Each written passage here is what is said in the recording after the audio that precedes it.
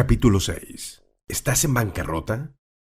No te preocupes tanto si estás en bancarrota. Me consta que tampoco es para estar tan contento o celebrarlo, pero la buena noticia es que muchas de las veces es la antesala para saltar al éxito. Lo mejor de tocar fondo es que ya no puedes caer más. Solo te queda subir. Siempre hay algo bueno que aprender de cada una de nuestras historias. Los desatinos, pues no me gusta llamarlos fracasos, nos enseñaron de qué manera algo no funciona en la vida. Toma esas experiencias como una manera de decir, ya sé qué es lo que no debo de hacer. Salomón, el hombre más rico que ha existido, reconocía sus limitaciones. Era un hombre que dependía 100% de Dios. En su oración decía, soy joven y no sé cómo entrar ni salir. Primer libro de los Reyes, capítulo 3, versículo 7. Tal vez uno de los motivos que te llevó a la bancarrota es que no tenías experiencia suficiente en el trabajo que emprendiste, o tal vez no era el tiempo, o no estabas en el lugar correcto. Es como si alguien, digamos un buen vendedor, pretende vender refrigeradores en el Polo Norte. Pues claro que va a fracasar. Nadie va a comprar un refrigerador allá, sin importar qué tan buenos, económicos y eficientes sean. Es como querer exportar arroz a China. Es una mala idea por el momento. Aquí es donde empiezan los 3 puntos más importantes para que una persona triunfe en un negocio. Lugar correcto, tiempo correcto y personas correctas. Tomando en cuenta el ejemplo del refrigerador, ¿dónde se venden más? Obviamente, en lugares más cálidos. Aquí entra el factor lugar. Ahora hay que ver el tiempo. ¿Cuándo es que más se venden? De acuerdo con estadísticas de los mismos fabricantes, es en diciembre cuando más se venden, porque muchas amas de casa quieren estrenar electrodomésticos en esta época del año, aunque no haya calor en ese tiempo. Después, la fecha de venta es el 10 de mayo. Mucha gente regala a mamá un refrigerador. Aquí ya tenemos el factor tiempo. Ya resuelto el lugar y el tiempo para empezar, necesitamos el factor personas correctas. Está comprobado que en un lugar donde la gente puede ver los refrigeradores detenidamente, hay una tendencia a que los cautive alguna de sus bondades como belleza, funcionalidad, tamaño, precio, ahorro de energía, entre otras. Entonces, no nos vamos a poner a vender refrigeradores en un lugar alejado de donde transite gente y tengan la oportunidad de que les llame la atención. Este sería el factor gente correcta.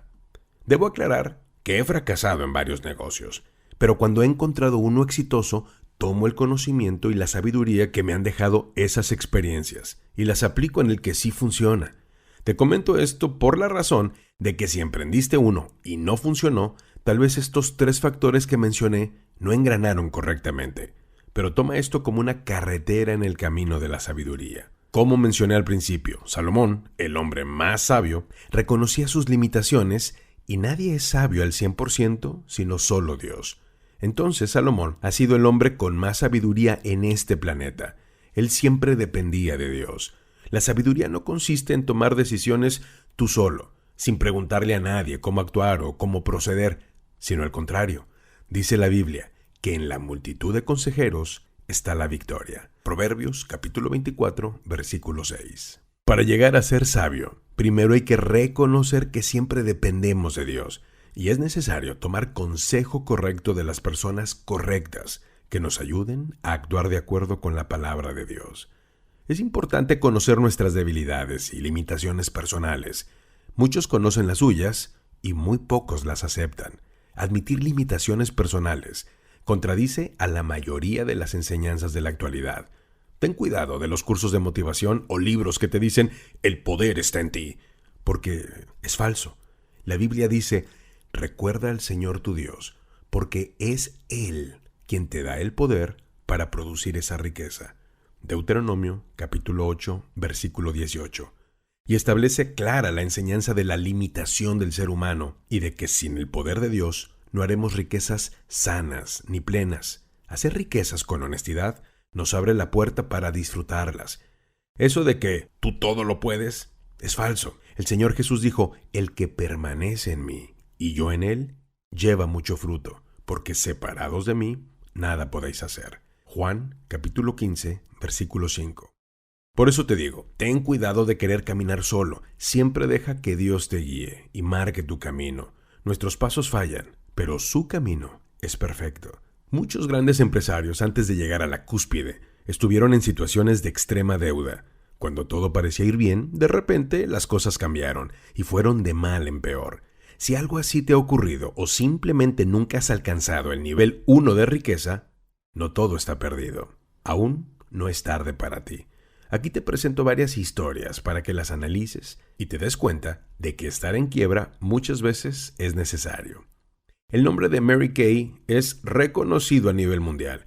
Sus cosméticos se venden en cantidades que superan los $1,500 millones al año y más de 12,000 mujeres trabajan directa e indirectamente para esta empresa. Pero no todo empezó color de rosa, que es el color oficial de esta compañía. La señora Kay trabajó en una empresa en los Estados Unidos en donde sus comentarios, planes, proyectos y sugerencias no eran bien recibidas por sus jefes. Era víctima de un constante rechazo por el solo hecho de ser mujer. Sus propuestas para mejorar los productos y las ventas no tuvieron éxito. Su mayor logro fue que la despidieran. Después de quedarse sin trabajo, empezó a fabricar en su casa productos de belleza, pero claro, eran productos que nadie conocía y pocas personas creían en ella. Incluso un abogado se burló de Mary cuando ella le dijo que quería patentar su marca. Su propio contador tuvo que darle crédito en sus primeras declaraciones y los problemas siguieron. La persona que más creía en ella era su esposo. Él la apoyaba diciéndole: tú puedes, no te detengas, vamos bien. Lamentablemente, él falleció y sufrió otro fracaso más en el camino. Fue sin duda un golpe muy duro, pero eso no la detuvo, sino que la fortaleció para continuar su legado. Esta empresa, como muchas otras, comenzó sufriendo fracasos al principio, pero aprendió que lo importante no era fracasar, sino fracasar con éxito. Tal vez pienses, bueno, ¿y cuál es la diferencia? Fracaso es el que te deja en el piso sin dejarte levantar, asumiendo que fue el final. Pero fracasar con éxito es el que experimentas cuando te caes, para luego levantarte y seguir caminando y esforzándote para que todo cambie. No esperas que las cosas cambien. Tú cambias, entonces todo cambia. Eso es fracasar con éxito. Conozco casos similares en mi ciudad, Monterrey, en donde radico. Es un lugar de gente emprendedora y uno de los más prósperos de mi país. En Nuevo León se encuentran muchos de los empresarios e industriales más importantes de México y América Latina, pero muchas veces de la historia de ellos solo conocemos la parte visible, cuando ya son ricos, famosos o cuando su empresa cobró importancia nacional o internacional. Pero pocos nos hemos puesto a investigar cómo fueron sus inicios y qué tuvieron que pasar para llegar a ese punto. Eso hay que reflexionarlo, ya que muchos no quieren empezar como algunos de ellos lo hicieron, simplemente porque les da vergüenza, y a veces se dicen a sí mismos: ¿yo? ¿Vendiendo tacos? Ni loco, soy universitario. ¿Qué van a decir mis amigos? Pero les recuerdo que así empezó uno de los tantos emprendedores en Monterrey, en un pequeño puesto, y ahora tiene cerca de 20 franquicias de restaurantes en diferentes puntos del país. ¿Yo? ¿Vendiendo gorditas? ¿Cómo crees? ¿Qué van a pensar mis amigas de mí? Yo siempre he aspirado a ser gerente o jefe. Pues así empezó otra cadena de venta de gorditas que cuenta con más de 50 franquicias. ¿Yo? ¿Vendiendo en una oficinita en seres domésticos con paguitos de 50 por semana? Eso no es para mí. Pues así empezó otro emprendedor, quien ahora no solo tiene más de 1,000 mueblerías, sino su propia cadena de bancos y opera tanto en México como en los Estados Unidos, y su empresa cotiza en la Bolsa Mexicana de Valores. Podría narrar miles de historias así, desde pequeñas carnicerías, tienditas de ferretería, vendedores de computadoras, tienditas de pintura y muchas más que ahora son tremendas empresas. ¿Cómo le hicieron? Tal vez digas, yo quiero saber. En algún momento, todos empezaron con la regla de la AAA. Algunos ni siquiera sabían que la estaban aplicando. No sabían que era una regla, pero la estaban llevando a cabo. Tienes la ventaja al leer este libro, de que pronto conocerás el secreto. Estos emprendedores simplemente aplicaron este principio. Actitud más aptitud igual a altitud. Asumieron la actitud correcta al empezar. Entendieron que para arrancar no se requiere ser rico y famoso, y que todo va a ser fácil o color de rosa. Más bien todo lo contrario. Nadie te conoce, nadie confía en ti, nadie te quiere prestar, casi nadie te quiere comprar. Todo es un problema. Hay 1,000 complicaciones. Casi no hay descanso, se trabaja muchas horas, no hay vacaciones, se gana poco dinero, a veces se pierde o muchas de las veces. Pero ellos entendieron que tenían que ser perseverantes, ordenados, fieles a su visión, optimistas y muy pacientes. Al asumir la actitud correcta, Dios ordena las cosas de manera que muchas veces no logramos entender, pero no nos corresponde entenderlas, sino aceptarlas, como dice Efesios 3:20. Dios tiene el poder para hacer mucho más de lo que le pedimos. Ni siquiera podemos imaginar lo que Dios puede hacer para ayudarnos con su poder.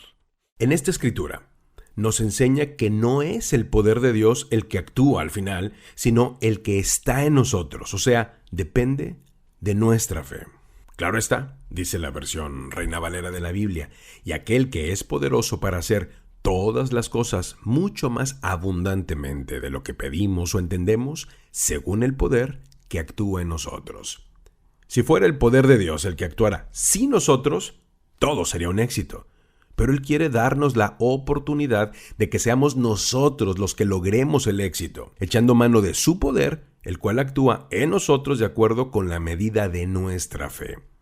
En esta situación es importante seguir y seguir, pues muchas veces, como ya mencioné, antes de la victoria están las pruebas, lo cual me recuerda el libro de Génesis, donde Dios prueba a Abraham con lo que más quería. Lo tenía que perder, lo tenía que matar. Se trataba de su propio hijo. Yo creo que nadie más hubiese pasado esta prueba, pero Dios, después de que Abraham demostró estar dispuesto a creerle, pasara lo que pasara, le dio una victoria increíble en los negocios y en su vida financiera. Dios también nos prueba, y si pasamos victoriosamente, seremos merecedores de grandes victorias. Una vez un maestro me preguntó, ¿quieres ser de excelencia? Le dije, claro. Entonces, tienes que pensar en grande, contestó. Mi respuesta fue, eso es lo que he hecho, pero solo me falta comenzar en pequeño.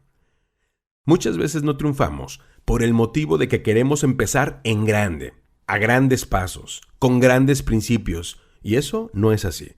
Yo no sé si has ido al gimnasio en alguna ocasión, pero muchas de las personas que van se decepcionan en muy poco tiempo, lo cual es ideal para los dueños, pues recibieron dinero de un año y el 70% solo va por 2 o 3 meses.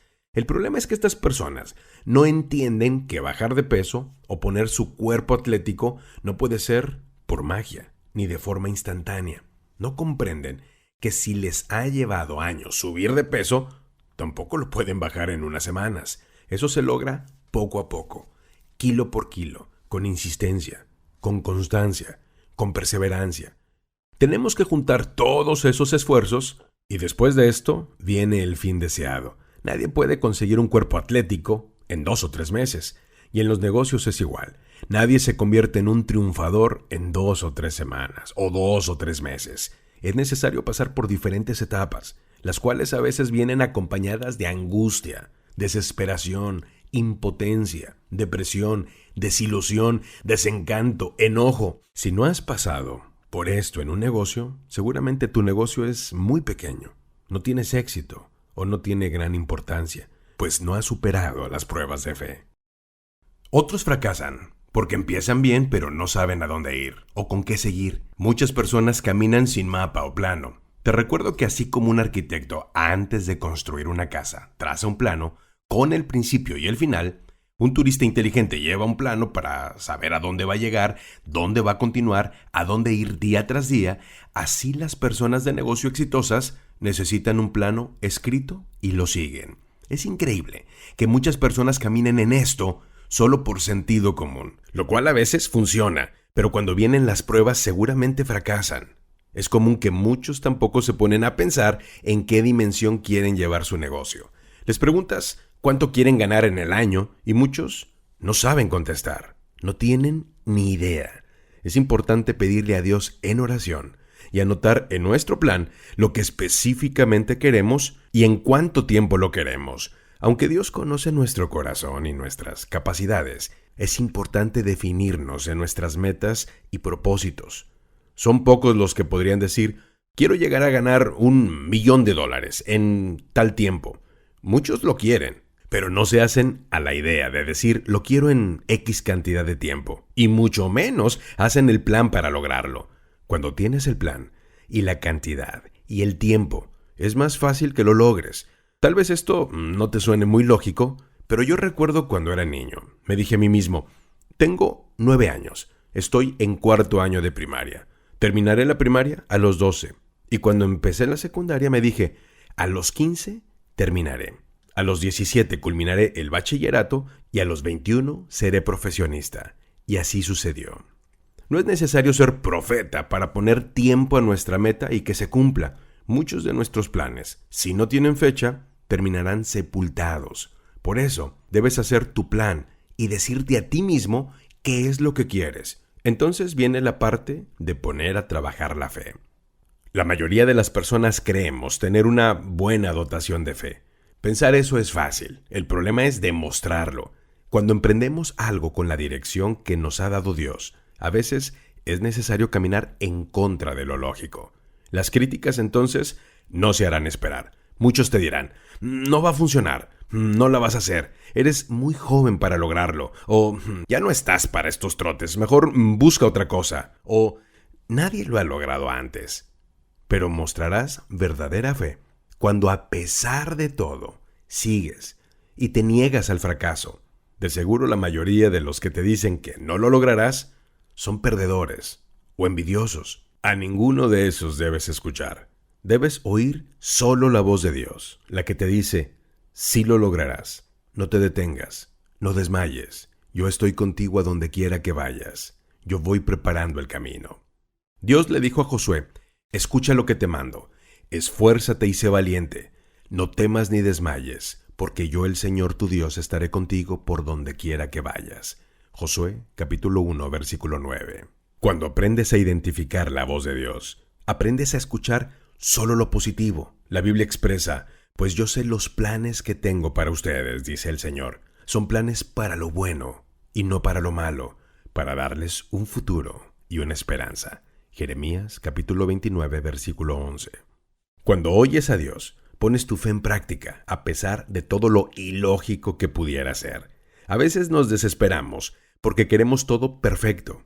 Y eso no es posible, pues la esencia de nosotros es la imperfección. Claro que estamos llamados a buscarla, pero hay que reconocer que solo hay uno perfecto y se llama Cristo Jesús. Y como Él es perfecto, es el ejemplo a seguir en principio. Y digo en principio, porque las personas de negocios que quieren levantar empresas muchas veces buscan a alguien con quien identificarse, buscando inspiración en la vida de Bill Gates, Steve Jobs, Carlos Slim o Warren Buffett.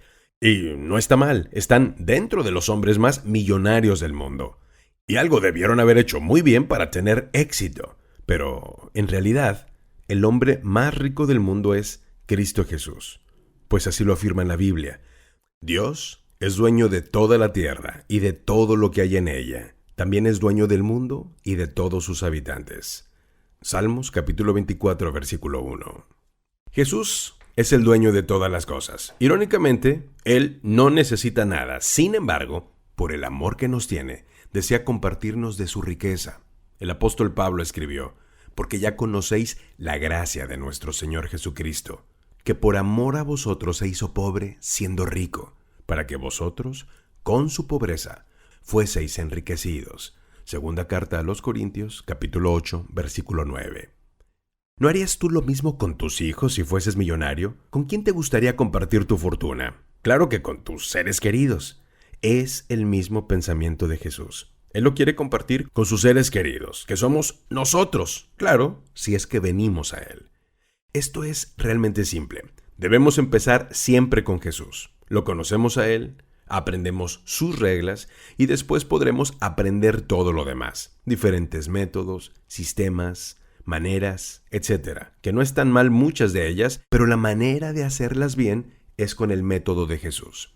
Tal vez te preguntes, ¿Jesús hacía negocios? No, no hacía negocios, pero nos enseña que al hacerlos nosotros debemos estar agradecidos con Él por la oportunidad de la victoria que nos da. ¿Y de qué manera vamos a ser agradecidos con Él? ¿Con una simple oración? No. Hay personas que representan a Jesús en la tierra. y muchos de ellos son pobres. La mayoría de los libros de finanzas tienen algo en común. Casi todos mencionan el ser agradecido con tus bendiciones, o sea, regresar una parte proporcional para ayudar a los más necesitados. De hecho, si estudias la vida de Bill Gates, él tiene una fundación para ayudar a los más necesitados. Con varios cientos de millones de dólares que manejan allí, llegan a los lugares del mundo con pobreza extrema y enfermedades. Warren Buffett donó en el año 2008 más de 32,000 millones de dólares a causas de beneficencia. Al día siguiente de hacer esta donación, las acciones de su conglomerado, Berkshire Hathaway, subieron más de 7%. Carlos Slim también dona grandes cantidades. Tiene varias fundaciones para ayudar a los más necesitados. Tal vez te digas, pero ellos no son cristianos. Bueno, aclaro que la Biblia no declara que va a bendecir a los cristianos solamente, sino a los generosos. Dios no hace excepción si eres cristiano o no. Él ve el corazón, como dice Proverbios capítulo 11, versículo 25. El alma generosa será prosperada, y el que saciare, él también será saciado. Tal vez te digas, bueno, yo apenas comienzo y casi no tengo que dar.